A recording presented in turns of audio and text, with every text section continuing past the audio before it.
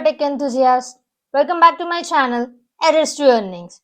So if you are here to master SQL, you are in the right place. Today we are diving into a super important topic, that is the asset properties of SQL. It's like the backbone of reliable databases and an absolute must know for anyone learning SQL or even preparing for interviews. So why late? Let's get started. First things first, what does ACID stands for? ACID stands for atomicity, consistency, isolation, and durability. So these are the core principles that ensure that your database transactions are reliable and error-free. So let me break down them one by one with simple examples so you would never forget it. First comes the atomicity. Imagine you are transferring money from your bank account to your friend's account.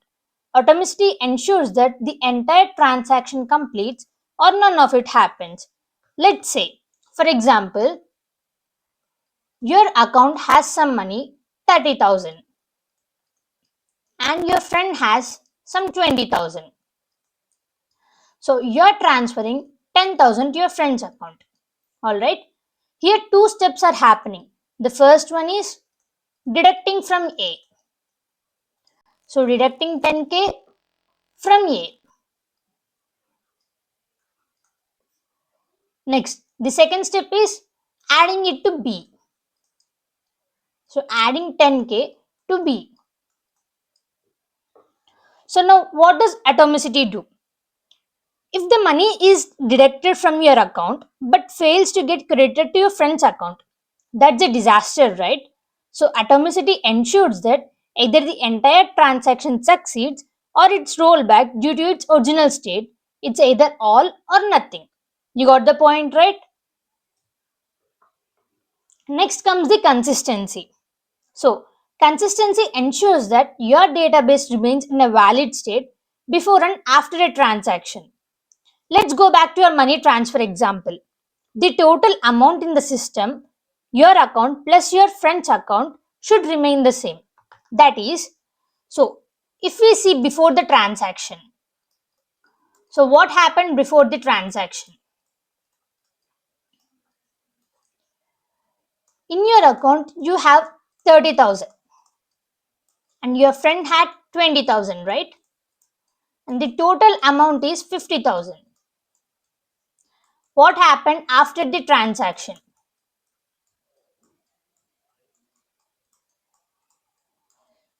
You had 20,000 while your friend had 30,000. And what's the total amount? 50,000, right?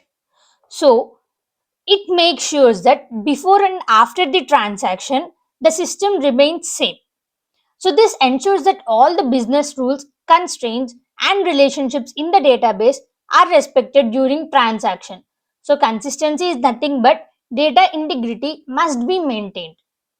Next comes the isolation. So what does isolation do? So what happens if two people try to transfer money at the same time? Isolation ensures that one transaction doesn't affect the another one. So each transaction is handled in such a way that if only the one transaction is happening, even if multiple transactions are running simultaneously. For example, let's say you're trying to transfer money to B, right? At the same time, C is also trying to transfer money to B. So the database ensures that these operations don't clash with each other and lead in wrong balances. It is like a protective bubble around each transaction. You can assume that, suppose let's say you are having a movie in private screening. So in what happens in a private screening is only one person can view at a time, right? So due to that, we make sure that there are no spoiler alerts given to the other person. The same way isolation works here. Isolation means transaction doesn't interfere with one another. And finally, durability. So imagine transferring money and then suddenly the system crashes. Sounds so scary, right? So durability ensures that once a transaction is successfully completed, it is permanently saved in the databases. Now, let's assume that you have transferred money to B. That means now you had 20,000 in your account and B would have 30,000 in his account. So when you transferred money to B, suddenly the system crashed, or let's say the bank server crashed. So what happens is database ensures that the records are permanently saved in the database. So this is possible because of techniques like transaction locks, where each and every record will be changed and will be helped to recover data in case of failures. So now, why are asset properties so important? Here comes the question. So why do we need asset properties? In simple terms, they ensure reliability,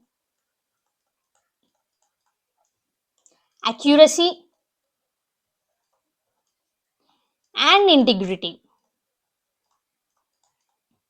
in your database transactions. Without them, we could lose data, break constraints, or create chaos in multi user environments, right? Now, let's just think about it. Why would you trust a bank or an e commerce site that doesn't follow these properties? Absolutely no, right? So, this is the reason why asset properties are very important. Let me ask you a fun question. Why do you think databases make sure that it follows ACID properties? Think about the answer and tell me in the comment section. I'll reveal it in later classes. Alright?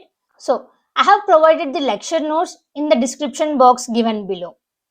So, in today's class, we have discussed what are acid properties and why are they so important, right?